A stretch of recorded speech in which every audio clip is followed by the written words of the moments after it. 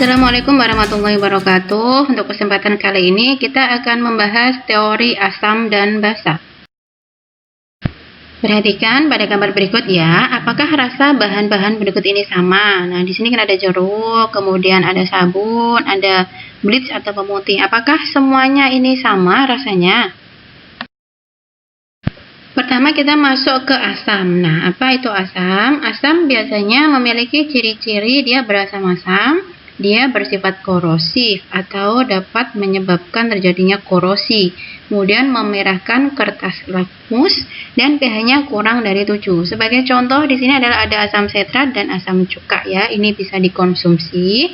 Yang tidak bisa dikonsumsi sebagai contoh ada asam klorida atau asam sulfat. Itu yang berada di akhir untuk asam sulfatnya. Yang kedua kita masuk ke basa. Basa memiliki ciri-ciri berasa pahit dan licin. Sebagai contoh adalah sabun.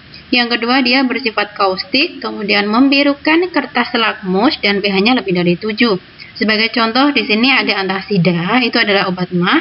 Dia memiliki kandungan MgOH 2 kali yang termasuk kepada basa. Dan contoh lain dalam kehidupan sehari-hari ada sabun, pasta gigi, deterjen itu ya. Teori asam basa nanti ada 3 ya. Yang pertama ada teori Arrhenius, teori Bronsted-Lowry, dan yang terakhir adalah teori asam basa Lewis. Teori asam basa yang pertama adalah teori Arrhenius, dikemukakan oleh Arrhenius pada tahun 1887 ya. Dia mengemukakan bahwa asam adalah senyawa yang jika dilarutkan dalam air akan melepaskan ion H+. Dan basa adalah senyawa yang jika dilarutkan dalam air akan melepaskan ion OH-. Teori Arrhenius menjelaskan mengenai reaksi ionisasi. Untuk reaksi ionisasi asam, di sini menghasilkan kation XH+ sebagai tanda dia di suatu asam dan anion X-.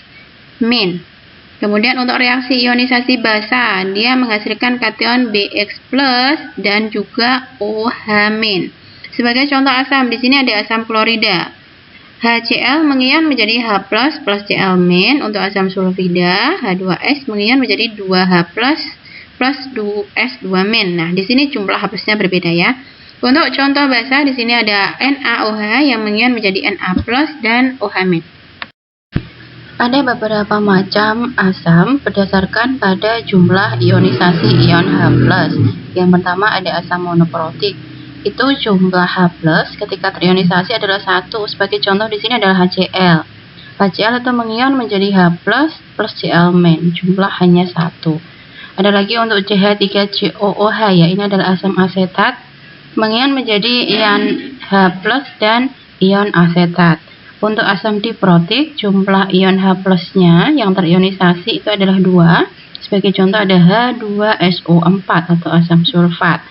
Dan yang terakhir atau yang ketiga ada asam triprotik, jumlah ion H+ ketika terionisasi itu ada 3. Sebagai contoh adalah asam fosfat atau H3PO4.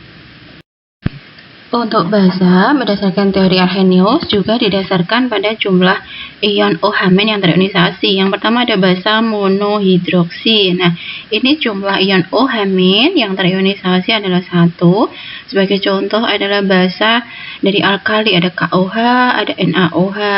Kemudian untuk basa dihidroksi, itu jumlah ion OH-nya ketika terionisasi adalah 2. Sebagai contoh adalah BaOH 2 kali atau contoh basa dari alkali tanah. Kemudian ada basa trihidroksi. Jumlah ion OH-nya ketika terionisasi adalah 3.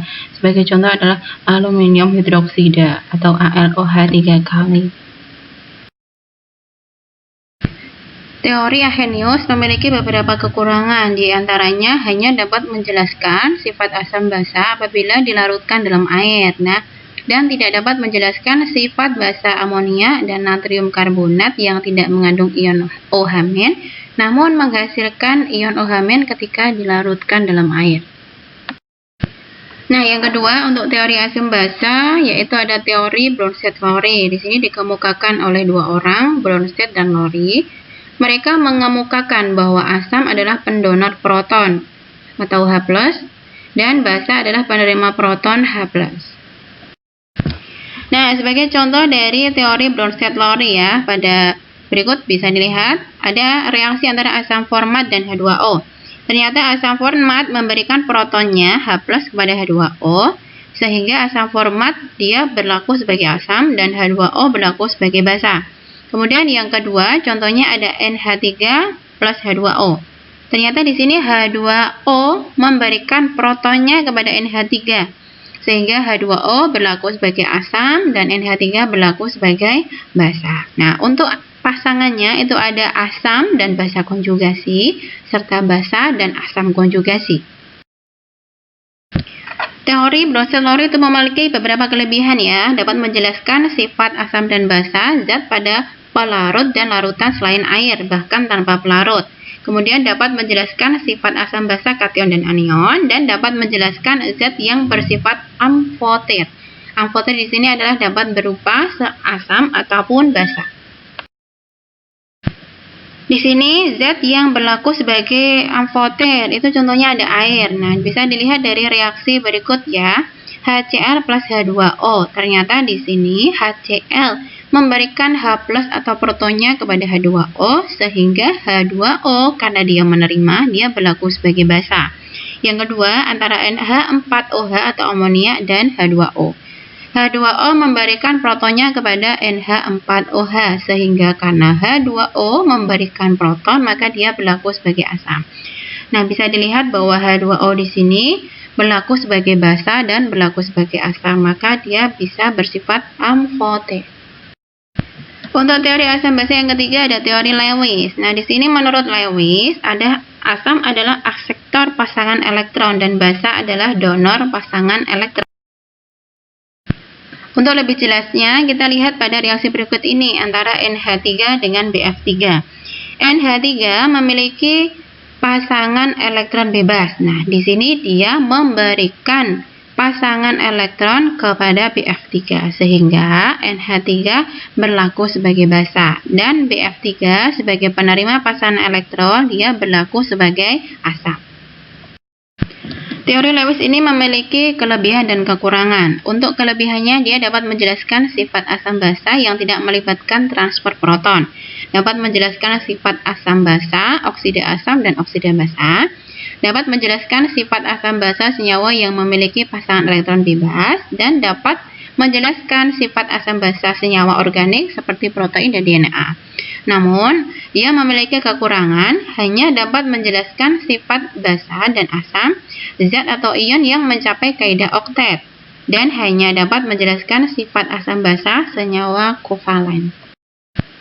Demikian penjelasan mengenai teori asam basa. Semoga ilmunya bermanfaat. Terima kasih. Wassalamualaikum warahmatullahi wabarakatuh.